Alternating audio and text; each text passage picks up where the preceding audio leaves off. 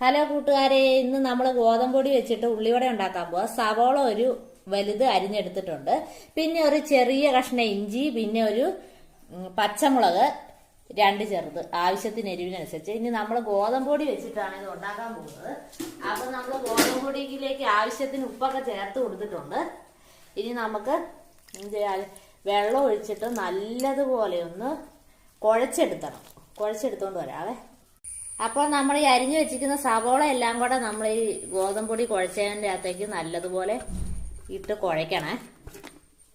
നല്ലതുപോലെ കുഴച്ചെടുത്തോണ്ട് വരാം. ഇപ്പൊ നമ്മൾ സവോളയൊക്കെ ഇട്ട് നല്ലപോലെ കുഴച്ചെടുത്തിട്ടുണ്ടെങ്കിൽ നമുക്കൊരു ചെറുതായിട്ട് ഇച്ചിരി ഒരു 1/4 സ്പൂൺ മുളക് പൊടി ഒരു കളറിന് വേണ്ടി ഇട്ടേക്കാം. എന്നിട്ട് നമുക്ക് നല്ലതുപോലെ ഒന്ന് മിക്സ് ചെയ്തോണ്ട് വരാം. നല്ലതുപോലെ ഒന്ന് കുഴച്ചെടുക്കാം. അപ്പം നമ്മുടെ കുഴച്ച് വെച്ച് റെഡി ആയിട്ടുണ്ട്. ഇനി നമുക്കിത് ഒരു ഉള്ളിവടയുടെ ഷേപ്പിൽ ഒന്ന് പരത്തി എല്ലാം ഇങ്ങനെ പരത്തി എടുത്തോണ്ട് വരാം. അപ്പോൾ വേണ്ട നമ്മുടെ ഉള്ളിവടയുടെ എല്ലാം നല്ലതുപോലെ പരത്തി എടുത്തിട്ടുണ്ട്. ഇത് കണ്ടോ എല്ലാം. ഇനി നമുക്കിത് എണ്ണയിലിട്ടിട്ട് പൊരിക്കാം.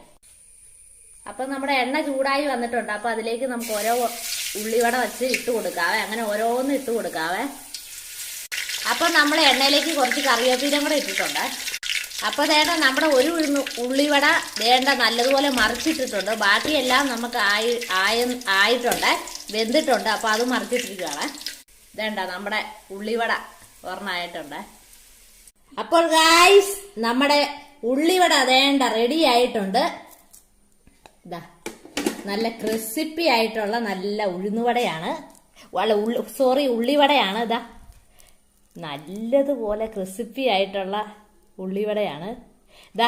ഇത് നമ്മുടെ വീട്ടില് വളരെ സിമ്പിളായിട്ട് ഉണ്ടാക്കിയെടുക്കാവുന്നതാണ്.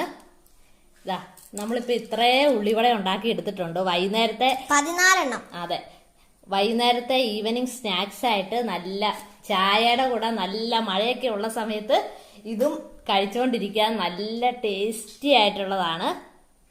അപ്പം കൂട്ടുകാർക്ക് ഈ ഉള്ളിവടയുടെ വീഡിയോ ഇഷ്ടപ്പെട്ടെന്ന് കരുതുന്നു. നിങ്ങൾക്ക് ഇഷ്ടപ്പെടുവാണെങ്കിൽ ചാനലിന്റെ അടിയിൽ ഇത് ഉണ്ടാക്കി നോക്കിയിട്ട് കമന്റ് ഇടണം, നിങ്ങളുടെ അഭിപ്രായങ്ങൾ അറിയിക്കണം. പിന്നെ ചാനൽ സബ്സ്ക്രൈബ് ചെയ്യണം. അപ്പം ഇതേപോലെ മറ്റൊരു വീഡിയോയുമായിട്ട് വരുന്നതേക്ക് വരെ ബൈ.